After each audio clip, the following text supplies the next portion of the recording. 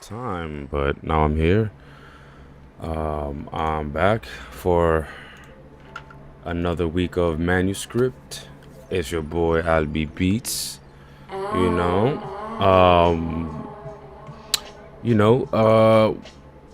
Unfortunately, this week, I mean, Thank you, Hegan is Mr. not here, but Hegan. want to give him a shout out for sure, for sure. Well, I got the volume a little loud on my end. And I'll probably have this phone on. Let me take this one.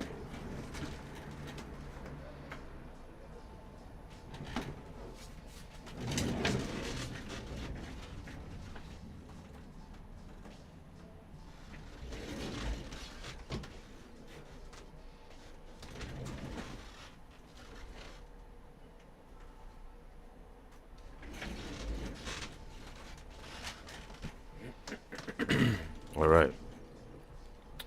Now I'm back. All right. So I'm here for another week of Manuscript. Figured I'd continue the tradition of every Monday. Although I'm starting super late. Um, you know, I don't get any credit for that. But still, I had to eat. Had to do my thing. Had to make sure I'm nourished. I mean, I had definitely a really chill Monday, for that matter. As far as like moving around, I got some groceries, shopping done. I worked out. It rained on me while I was working out, but it's all good. So honestly, a very chill way to start the week, really. Which then I took a nap. That always, if you know about nap taking in the middle of the day, sometimes you say to yourself you're gonna nap for 20 minutes. You end up that 20 minutes ends up being 25. That 25 ends up being 30. That 30 ends up being your whole day is gone. All right. But that's also what made me take a little while longer for today. So that is all. And so I figured, my man Rob and I were going to continue some conversations about where we were at last week with the manuscript. I mean, we definitely discussed some newer topics, but revisited for sure. I think Diddy's situation, which has been the topic, for the last few weeks. Uh, if you're into any sort of media, I mean, I can see how someone misses the news, um, and maybe are not so caught up to what's going on. But for anyone who's tapped in, you've been anywhere on social media, I'm pretty sure you saw the news. So we pretty much discussed a lot of that last week, which then just got into a conversation about domestic violence. So, Rob and I really discussed some very important components to revisit when thinking about domestic violence, what it is, um, how does it affect us as a society in terms of the problem that it is, but also the toll on our mental health that it takes. So for those individuals who experience it, for those individuals who are adjacent to it. So we talk about all of that, man. Um, but more importantly, I think we own in on discussing men and our role in the issue, right? So, what are we doing as upstanders to take our moment to speak out against any form of violence or any part of our culture or interactions that excuse violence, make way for violence, and specifically make way for gender-based violence. Violence based on gender. And so for us, as men, that means women. So the way we treat women and girls. And so we talked about, stuff we've experienced as far as like witnessing gender-based violence in front of our faces. So times we were upstanders, times we failed at being an upstander, and just again the complexities of the issue. So it's a good one to check out. It should be still posted on our page. We try to keep a lot of the lives up um, as well, but sometimes we like to edit some things because at the same time we're still learning, we're still growing, and so uh, want to make sure things look as neat as possible. I mean, I try not to hold myself to a crazy high standard based on what I'm seeing on YouTube. and the streamer space these days. But I do my best. I know a little bit about the space, and so we're gonna continue. And so, today, I guess since Rob's not here, we can hold the pause on, I guess, conversations, um, or the particular topic we were gonna get into. So I guess what I can do this evening is run through some of the, uh, give me a second, run through some of the things that sort of been on my mind, as far as manhood, masculinity, um, and etc. etc. Let me make sure the music is pretty okay. All right. As long as the music is not louder than me, that's all great. Because we don't need that. Um,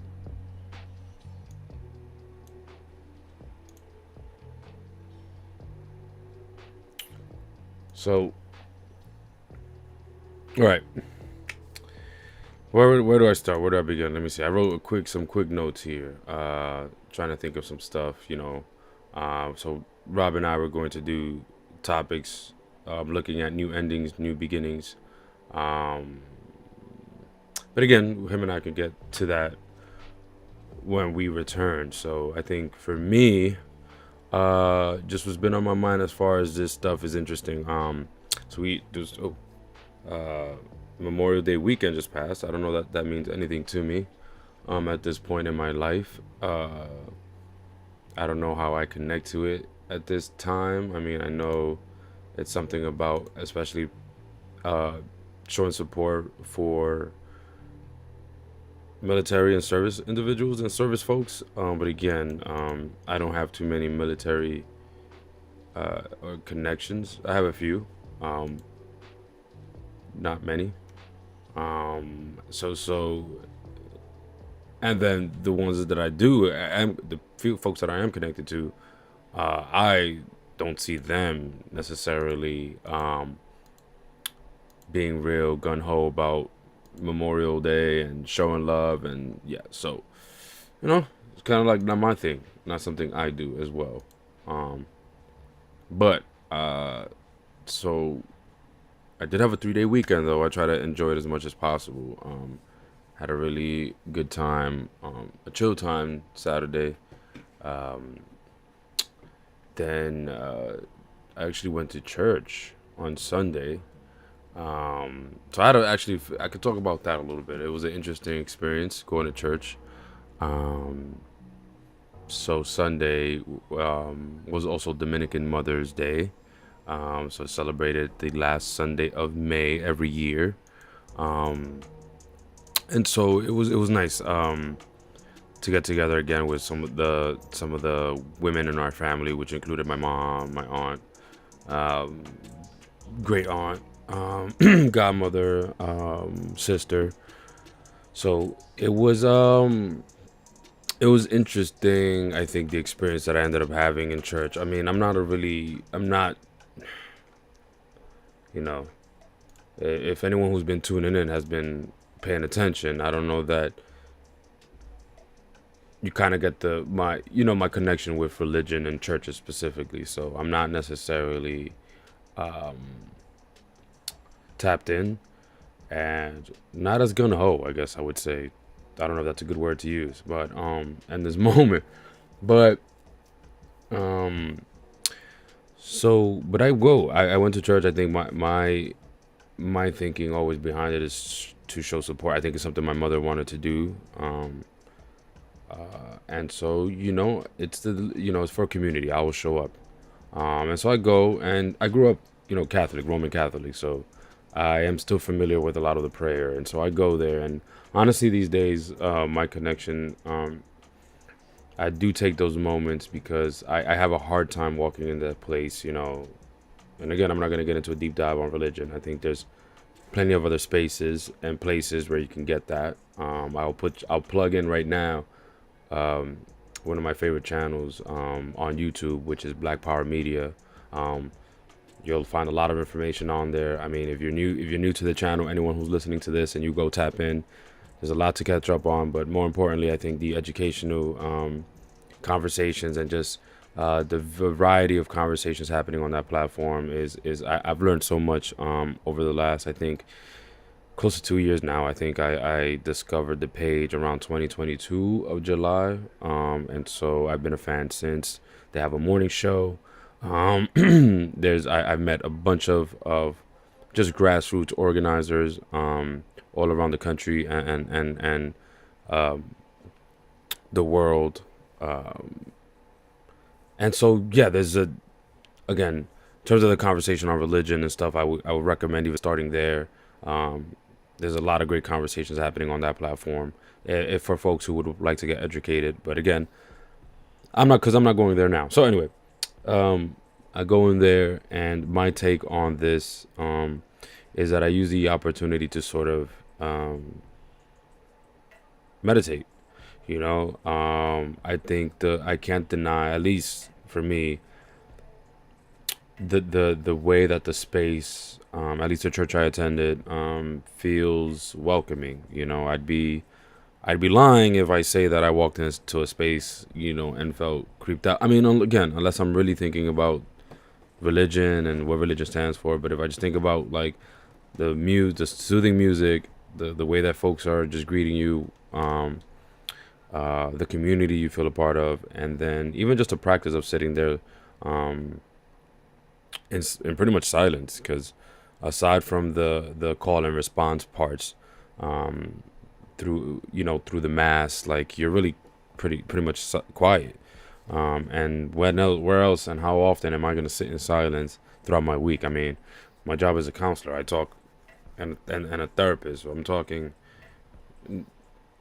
too much throughout my week. And certainly, even when I do have alone time, sometimes there's just talking that I'm doing, right? I'm writing notes, or I'm like, so it's not often where I'm like consciously being silent in one place without the distractions, right? Because I could also be silent and on my phone. So anyway, I take that. That's why I appreciate the moments to attend mass, at least, because it's like, look, man, it's my time to meditate. Seriously. So I sit there, I do the thing, I participate, and most of the time I'm there, I'm honestly meditating and breathing, and at the same time, absolutely taking that time to tap in as spiritually as I can. I don't know that I believe in one God. I do believe in higher powers, and mainly the power of our ancestors, those who pass.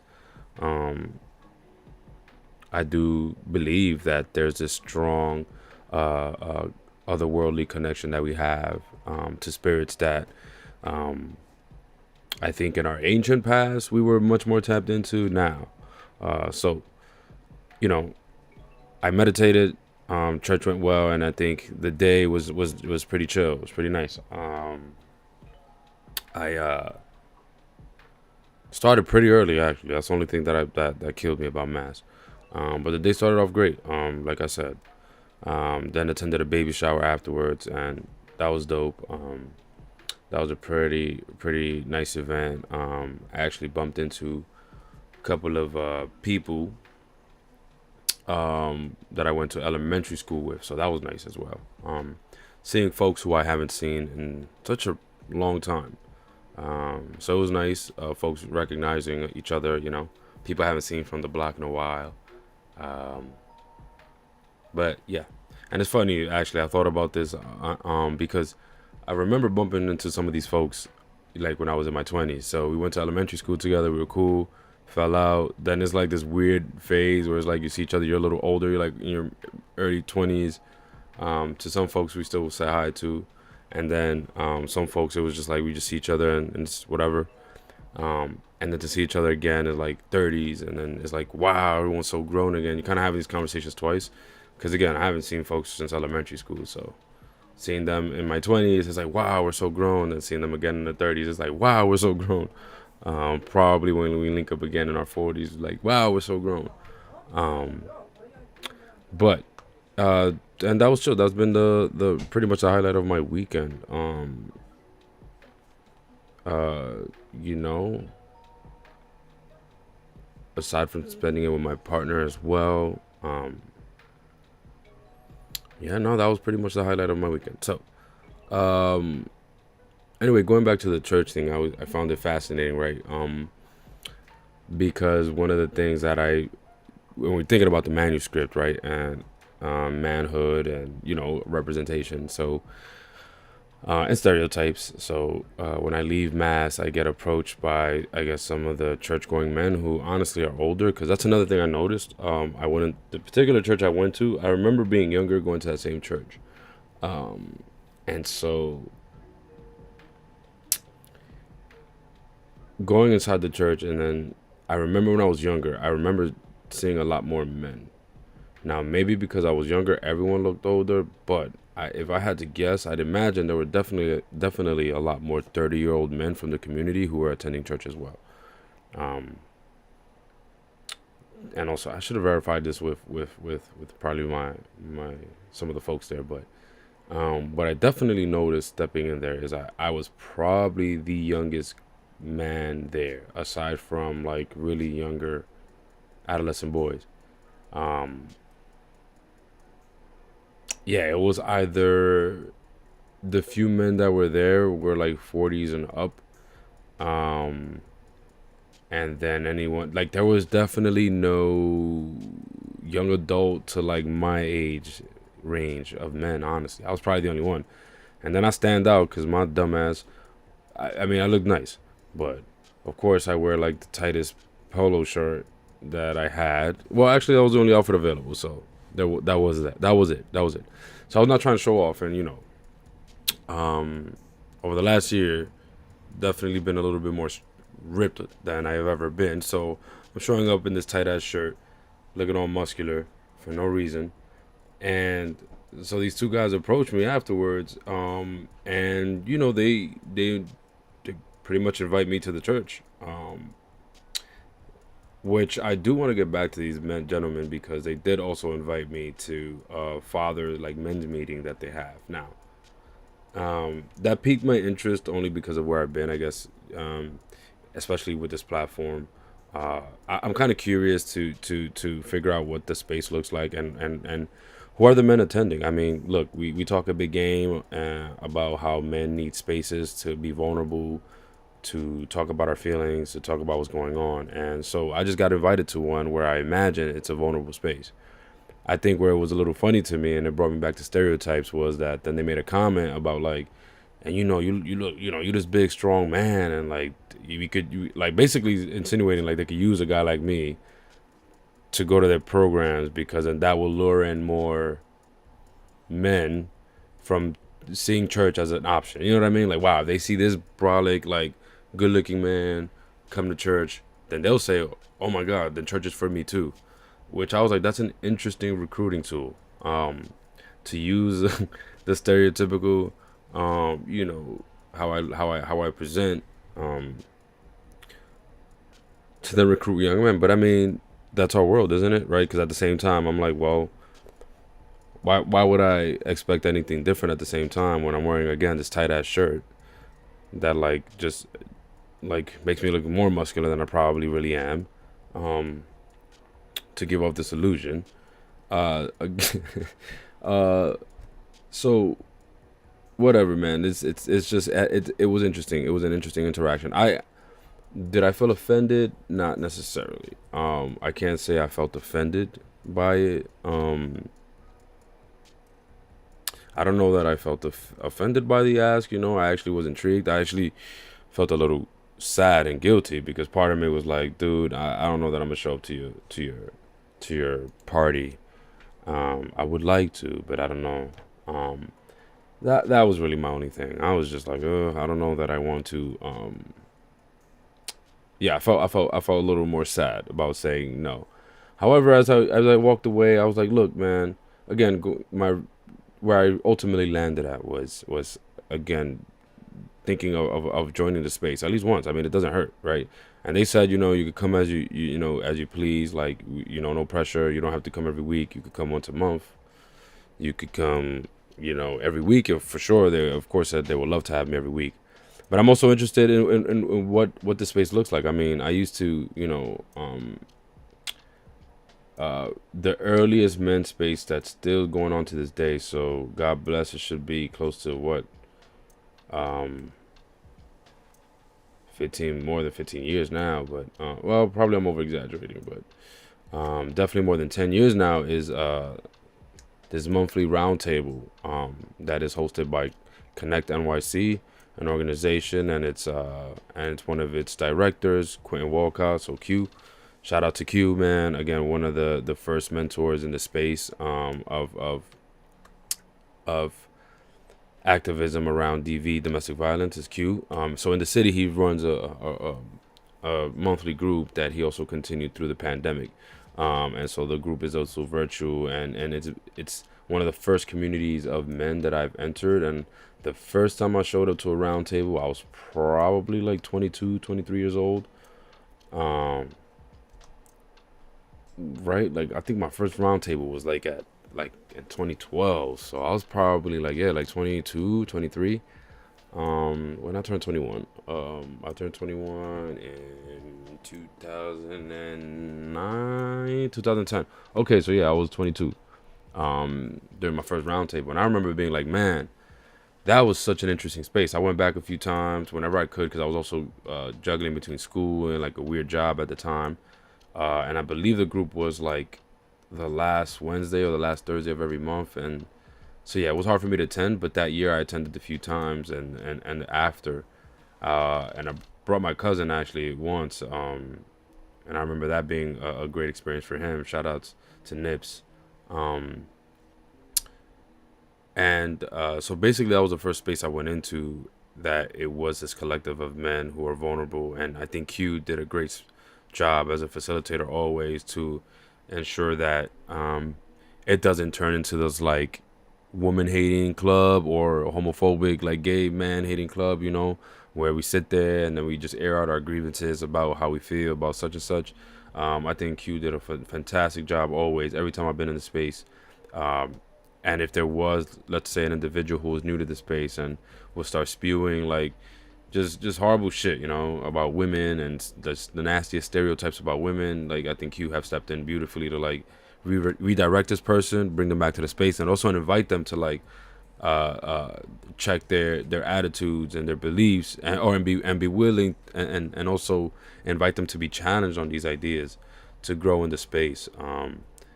And so yeah, I remember being one of the youngest men there, and kind of getting the same feedback I got now, kind of actually full circle. I haven't been to this church circle, but I imagine if I show up, I'll probably be one of the youngest guys, even though oddly enough, I probably am not. Maybe I am the youngest by age, by number, but I mean, at this point, anything past 30, listen, we all, what I mean, in my opinion, we're all old men, grown men, you know what I mean? Um, but yeah, I wonder if this group is being led. Just how is it running? Because again, the round table, going back to that, it was excuse me. The great thing about it is that there was always a topic of the month. So if you were coming to the space, you knew that there might be a particular topic to be discussed. But even in the space, you were always given a chance to speak. Just tune in if you want to. And just also more importantly, I think share resources with each other. Which now that I'm saying all this, man, I gotta hit up Q. If he's still running the group, which I believe he is, I'm gonna join that group again, man. I think it's time I find uh, uh, that tribe again. It's been a while since I've been able to make it again, but now that I've loosened myself up of multiple jobs at the time being, I'm definitely gonna hop in on some of the meetings, which I haven't hopped in on since the pandemic. So I joined a couple of the pandemic sessions, and I think one of the beautiful thing was seeing a lot of the members that were there since, honestly, I've been going since 2012. So yeah, so shout out to Q again, man, for real, um, for keeping this space alive. And then again, what I'm trying to do is really, I am inspired by the men and the mentors I've seen before me. So what I would hope to create here along Rob is again a space, maybe a digital space for now, that can turn into another space like the round table and just open it up to different young men to come in and have conversations dealing with these difficult topics, and coming into a space where you can be challenged on your ideas, because it's all messed up, man. A lot of the stuff we're learning out here, A lot of the messages and especially now again, Rob and I always emphasize this. Social media can be it's a drug, and there's a lot of really like just disgusting things on there that can be very confusing. Um, but now I think now more than ever, there's a lot more confusing messages about even what it means to be a man, and then the respect that we should have for others, and in particular women, because I see that relationship growing worse. So, um, coming into this week, I was going to talk about just some of the disgusting things I've seen and continue to witness at the school level, with young men, and the need to continue speaking out against violence against women specifically. I know there are a lot of men who are tired of that conversation. More recently, the hot topic these days was, the bear, the man and the bear, um, and asking women who they would rather be stranded with or something like that. And I think that's got a lot of people riled up. But listen, man, if you just pay attention, you would know why. You would understand, especially as a man, why women answer like that, and you would relax, and you would not care, and you would understand them. You will understand where they're coming from. You could take it personal if you will, but take it personal to the point where I think if it makes you feel sad. If anything, it should anger you that this is still the state of our society, and that we live in a society that even just allows women to even feel this way out, and a large majority of them, because I'm also sure there's a lot of women who would have chosen to bump into a man, and should they be stuck in the woods or whatever the case may be. But yeah, more importantly, I think if you know, and I think if you don't know, keep tapping into the manuscript, because this is where we're hoping to clarify a lot of your questions. Because what I'm noticing is more and more is that I think men we are not tapping into enough spaces. We aren't asking for enough help. I know that there's loud voices out there that are saying, we need more mental health awareness for men, and I do agree. There are voices out there who are, whenever something happens, when it involves a young man or a man, and they're going through it, it's like, man, you see, this is why men need more spaces to talk. Well, there are spaces. I think there's spaces coming up, and I want a lot of the men to pay attention and just tap in. Again, I'm gonna continue pushing myself. As I mentioned before, I was invited to a group. It's church based. However, I was told that it's not always around the church. The religion the church puts it together, but the conversations that the men get on about is not just restricted and to church and religion conversation. So I'm gonna push myself to check out this space, man. I had another encounter recently. I don't know if I shared this in the last live. I don't think I did, but I oh no, because I think this happened the day after we recorded. But I go to work, and I'm at the food truck, and this man comes up to me, and he looks, he looks houseless, he looks like, however, he wasn't, but he looked like he needed a lot of help, so he's there, and he's saying he's hungry. But he's chilling, it's not anybody I haven't come across in these neighborhoods, so I'm chilling. I'm I get my order, then I talk to him a little bit, and I ask him again. I was like, yo, you saying you hungry? And he's like, yeah, he's hungry. So I offer him, so you want something to eat? He's like, get me what? He looks at me like, get me whatever you can. So I look at the guy, and I'm like, give me give me another one of the sandwich I just ordered. I asked him if he's okay with like a bacon, egg, and cheese. I got like a bacon, egg, and cheese. I'm just like, you cool with that? He said, yeah, I'm cool with that. I was like, you sure? He said, yeah. So you want coffee with that? He asked for coffee. I said, oh, give him coffee however he wants it, And then he thanks me, man, of course. And I'm like, yeah, this is the least I can do. I mean, because look, on a side note, these days, I'm all for it, man. I give people as much as I can. Anyway, so I'm all for it. As long as you're not looking sketchy, man. I've been in New York enough, lived here a long time. And then between that and then having experiences outside of New York, even being in DR, seeing the streets out there, how people move, I kind of start weeding out when someone's funny or not.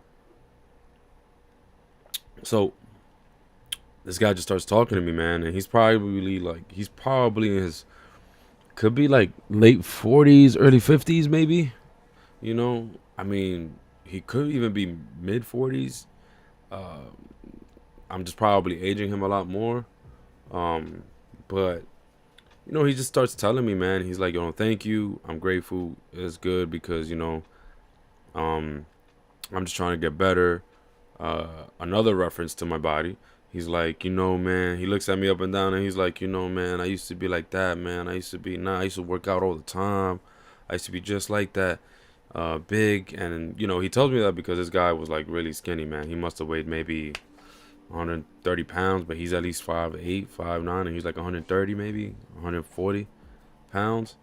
Um, Maybe even less than that. His face was really like, um, he's telling me, he's like, I used to be like that, man. But and he tells me like, life, something about life getting to him, and he tells me briefly that what really hurt him was his best friend getting with his wife, and them like leaving, and he hasn't heard from them. And, he talked about that pain. He's like, it's this pain that I gotta let go, as he tells me. He's like, but it's something I gotta let go. I'm still living with this pain, and it's getting to me. And he like starts tearing up. Um, I was just like, wow, it's this is a lot. First in the morning, not because it is a lot, because it was like maybe 7 something a.m.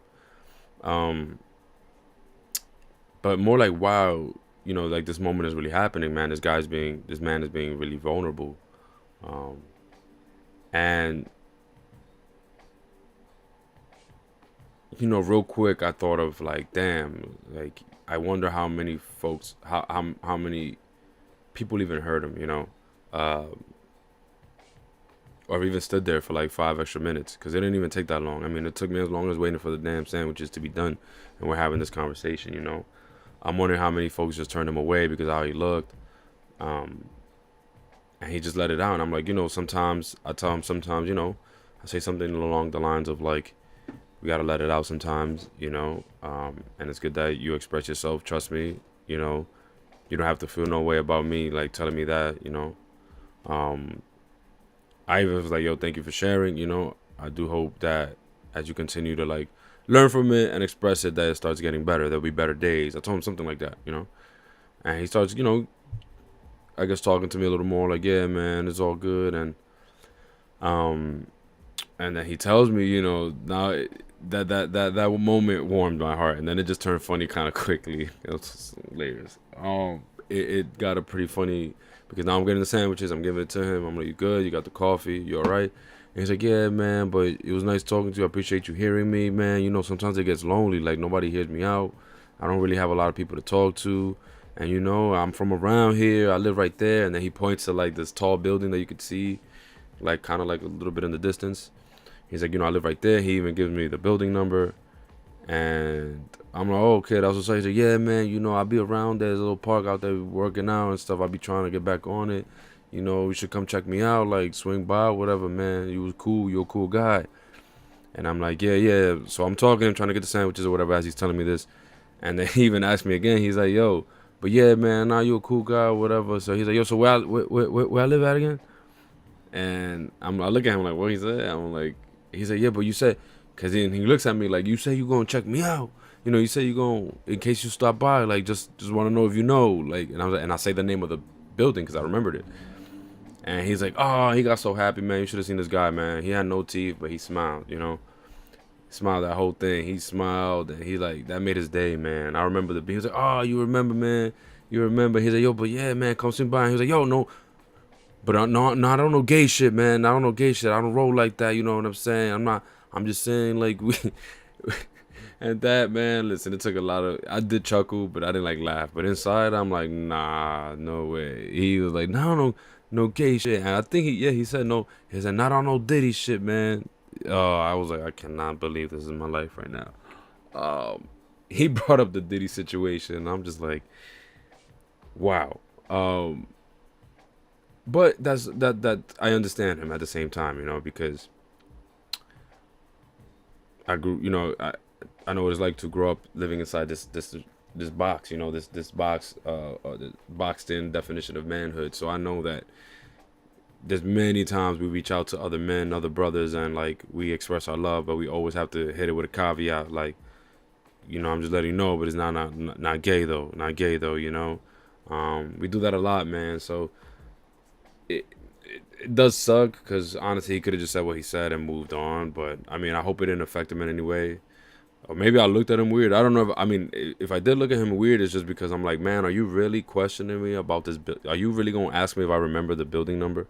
So I was looking at him weird for other reasons, but I guess he also caught on, and I guess he thought I was looking at him for that, and he just like, man, I don't know gay shit.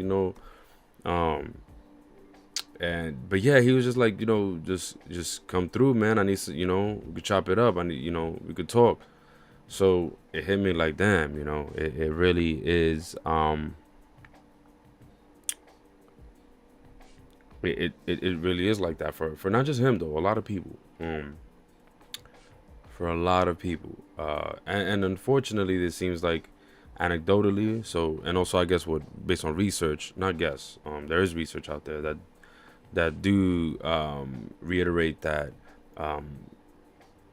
men and boys, that because the way we're raised and because we are often pushed to suppress our emotions, we tend to not reach out to sources, and it takes us a long time to gain vulnerability. I mean, again, I could even speak for myself in this way that like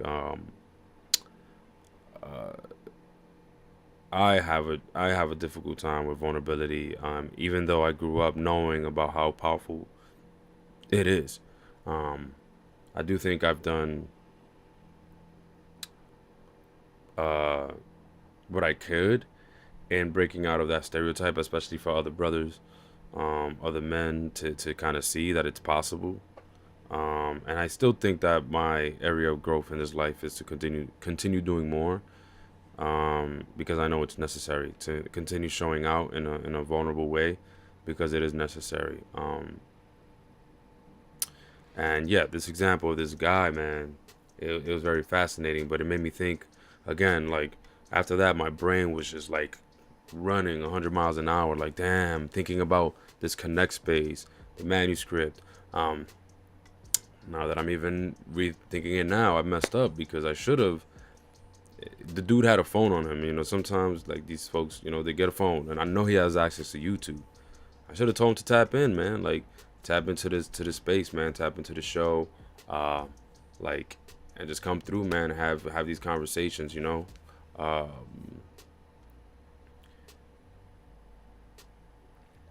And I think the great thing about this space, even though I imagine we'd have to do a great job and be very careful about our moderators, it can be great, man, because I think about this gentleman. Look, like he could have got on and started talking and typing his life away, and have some folks just share with him, give him some feedback, some positive reinforcement, and going back to like the conversations that Rob and I had last week, it's important, man, because even for those of us as men who've caused harm, from low levels of harm, so whatever, cheated, to like high level impact stuff, and not the deadly stuff. Like we talked about that as well. There's a separate category for abusers that are psychotic, and that they're in a separate category. But like the folks who engage in violence still, you know they're gonna need support somehow to start reversing course, right? And it is gonna take a community of men to also be there to influence that change, um but yeah, I had another moment actually today, thinking about a houseless individual, a man who, I also offered him to buy him food. He said he wanted food. I was like, "Oh, you want food?" Boom. But then he said he didn't want food. He wanted to go to the supermarket. He said you could come with me. Anyway, I helped the gentleman out. It all went well, by the way. Like, it wasn't no shady stuff, man. It just broke my heart, man, because chopped it up again for a few. This is a homeless man who's in the shelter, and in and out of shelters, was looking for food, was waiting for some of his food stamps, and he was just looking for something that he could then make a meal out of, and then have, and basically meal prep and cook a big amount. So he was trying to get some protein, some chicken, noodles and stuff, like to make like a meal, that he could make a large chunk of it. So yeah, it was just tough, man. Again, and similar story. You know, the dude was kind of like relieved a bit to share that. And I think more importantly, share that without judgment. You know, um, I think share that without judgment. So yeah, I'm just like, listen, reflecting on these moments as I'm speaking about them, and just taking it all in, because I think on a personal level, again, I'm still growing. I'm still trying to figure out how I can better utilize my identity and my role, and also my communication skills to just continue holding other men accountable, but then also holding them up, while including myself, holding myself up.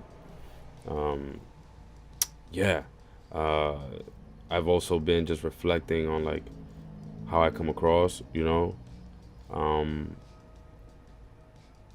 again, I think my struggle is still with vulnerability, but in a way of vulnerability that I think I come across sometimes as not approachable, and I think to other men, at least, because at least I haven't had that experience with other folks, women, non-binary. I don't have that experience, but I think men, sometimes I've had that experience, man, where I think they misread me a lot.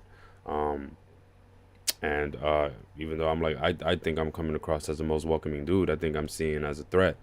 And especially now that I've been working out more consistently, and I look a certain way, it's interesting how I'm perceived now more as a threat, Um, at the same time, I also see how the fact that I'm representing a certain way, that probably on the outside, um, especially when I get the braids done and all that, I look more alpha male, I guess. Um, in the flip side, I also see how that there's been times that I think that's gotten me a positive response, because then I enter conversations with other men, and then I show them differently, and then it's like, oh man, nah, this guy's cool and this guy's welcoming. Um, and this guy's not a threat, more importantly, you know what I mean? Because I'm not trying to be a threat. I mean, there's bigger threats in our world, again, that we discussed plenty of times. Palestine is still an issue. And not only that, I think there are a lot of anti-black issues happening globally, and it seems heightened these days. And so those issues we absolutely got to worry about, and putting our priority to. But we won't be able to get any traction on these issues if we can't build community and unify. Man, because this is just, oh no, I'm disconnected completely. All right, I'm back. Okay. Where was I? So I'm wrapping up anyway, because gotta go to work tomorrow. It was nice to have a day off, but I do have to be up super early, because I'm supposed to be going to an amusement park tomorrow.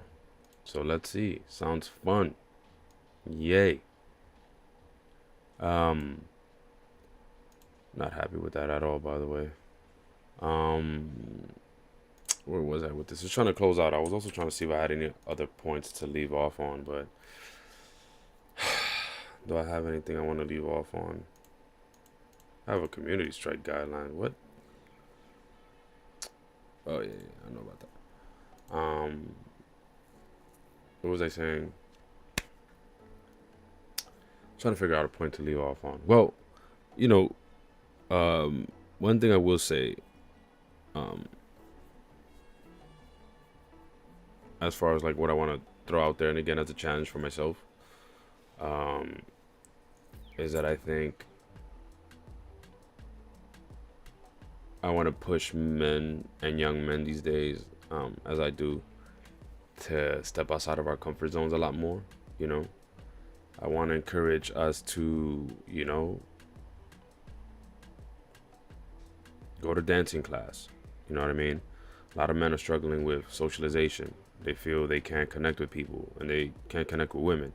Again, if you have a trouble connecting with women, the first thing you need to do is hop off social media. Because again, as a matter of fact, let me set this up real quick, because I'm gonna show you this video of a perfect example of stuff that you'll see on social media that like sounds like it makes sense, but it's really nonsense. But honestly, the first thing you should do is like just cut off the social media, man. Do not even like, don't even, like, you know what I mean? Like, social media is really some blah blah. Like, do not even pay attention to none of that BS. As men, again, I think now, when I say social media, I say be very mindful of like certain platforms. Definitely be mindful of what you see on X. Um, definitely be mindful of what you see on X. Um, if you're gonna be on social media, also I would suggest you block out certain words, man. Be careful with that incel culture. I'm telling you right now, if you don't know what that is, be careful with that. I looked into it. Those are just some brothers, man. They got some really warped ideas, man. That of women, of even us as men trying to understand us. I think so. Yeah, I would stay away from those ideologies and be very careful of who you listen to, in those spaces.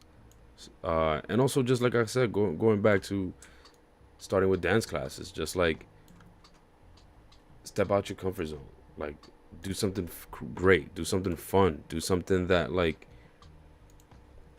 you know you've probably wanted to do as a child, but since you also was restricted because you were told that that's something men don't do, go do it. Take a paint and sip class.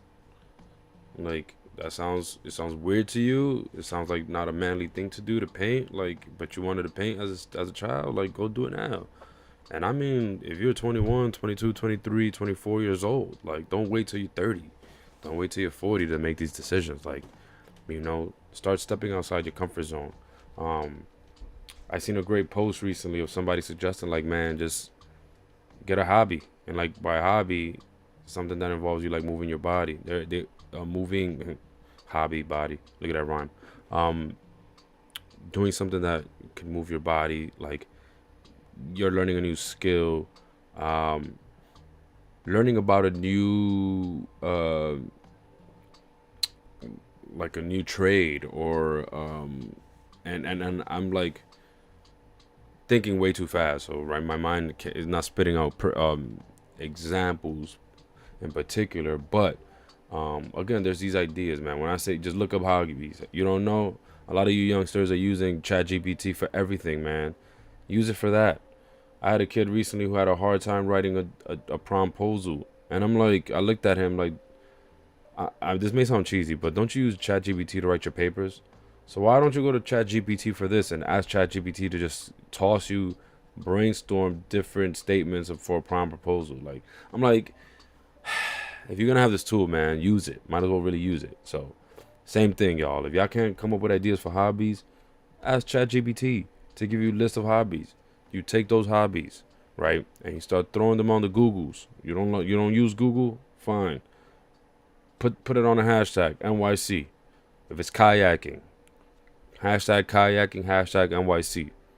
Boom. I'm pretty sure on TikTok you're gonna get a bunch of videos showing you where you could kayak in NYC, and usually for free or a cheap price. You know, rock climbing, etc. You name it. Like, the ideas that you get, like, really go out there, find a hobby, right? Get into it. Make that your thing. Make that the one thing you focus on. Honestly, for me, I've been saying it. My go-to has been exercising. Um, I don't diet like a maniac, so I'm not trying to be no bodybuilding Arnold Schwarzenegger. Honestly, my goals are simple. Like, I just want to challenge myself to do a handstand, and I want to do 50 pull-ups straight. Like, you know what I mean? Like, I'm just having like little simple goals. And then when it comes to my yoga, I want to be able to do a perfect yoga warrior pose, right? And a full stretched out warrior pose. You know what I mean? And for those my yoga heads, you know what I mean. That's that. Like, I'm trying to pick simple goals for me, but that's been my latest like hobby and thing that I do. And it's for my health. So pick something, man. We have to. As far as books, I'm gonna actually show one that I'm restarting. It's a really good book. Give me a second.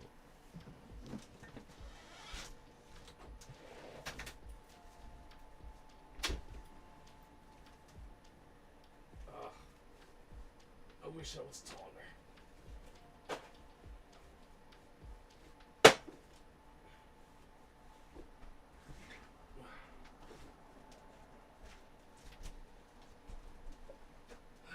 Books off the shelf.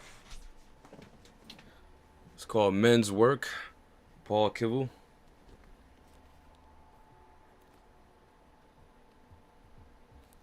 You know, it's a good starting point. It's a lot. It's a good starting point. You know, I'm rereading through it again, just because there's some information there I do think that Paul speaks to. I actually had a chance to meet Paul through one of these roundtables. As far as like men, our identities, and specifically exploring like violence. So Paul Kivel, who I think co-founded the Oakland Men's Project out in Oakland, does a lot of work for years, working with men, young men. Also specifically, I know a lot of white men. And he has a lot of great exercises in that book, man, that I know the first time I read it got me to the place where I was. So I would recommend that book. And again, so if you're listening to this, you don't know what to do, you don't know the starting point.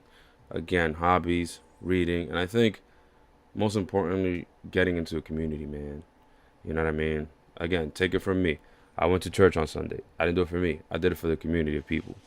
If you have opportunities, if people are asking you to go someplace, you know, if your grandma, you know, needs something, just, you know, if your grandma's been in the crib, like go visit your grandma, sweep her floor, you know, sweep her floor. I'm sure that'll do wonders for her. You know, help her reorganize the kitchen space, the storage.